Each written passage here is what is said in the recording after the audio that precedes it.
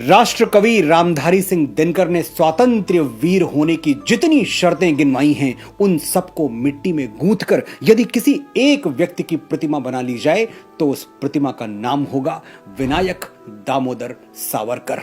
कि मेरे कई छोटे भाई बहनों ने सावरकर का नाम तक नहीं सुना है। बाबरों, टीपू सुल्तानों, अकबरों के बाद सिलेबस में इतनी जगह ही नहीं बची कि सावरकर को भी पढ़ाया जाए। क्या आपने कभी ऐसी किसी पुस्तक के बारे में सुना है जिसको प्रकाशन से पहले ही बैन कर दिया गया हो, प्रतिबंधित कर दिया गया हो? 1857 का स्वातंत्र्य समर, सावरकर की लिखी हुई यह पुस्तक क्रांतिकारियों की भगवत गीता बन गई थी। यह वही यशस्वी पुस्तक है जिससे पूरी फिरंगी सल्तनत इतना घबरा गई थी कि इसे प्रकाशन से पहले ही बैन कर दिया गया।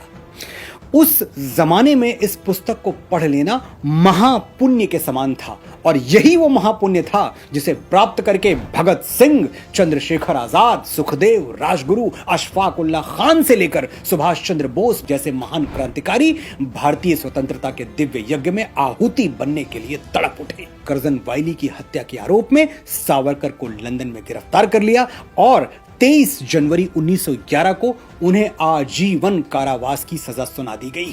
सावरकर ने खुद अपनी आत्मकथा में लिखा है, जब जब सरकार ने सहूलियत दी, मौका दिया, तब तब मैंने याचिका दायर की, क्योंकि मेरा लक्ष्य तब तक पूरा नहीं हो सकता जब तक मैं जेल से बाहर ना आ जाऊं।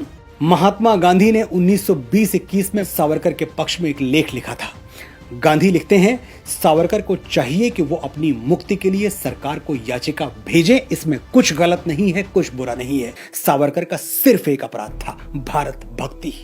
सोचिएगा कि स्वतंत्रता की लड़ाई लड़ने वाले अनगिनत नेता ऊंची ऊंची कुर्सियों पर जा बैठे और 10 साल काला पानी काटने के बदले हमने सावरकर को क्या दिया?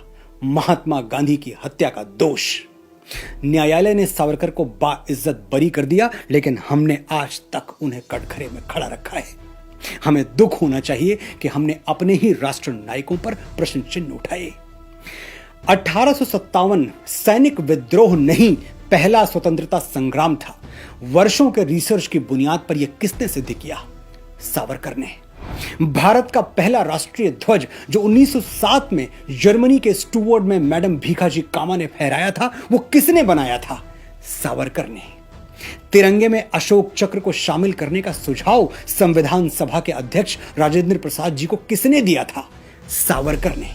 फिर भी आप सावरकर को नहीं मानते? ना मानिए, गांधी को मानते हैं।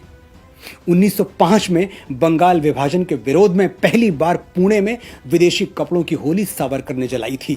विरोध का यही तरीका 1921 में महात्मा गांधी ने अपनाया और पूरे भारत में स्वदेशी के समर्थन में विदेशी कपड़ों की होली जलाई गई। सावरकर को नहीं मानते, छत्रपति शिवाजी महाराज को मानते हैं।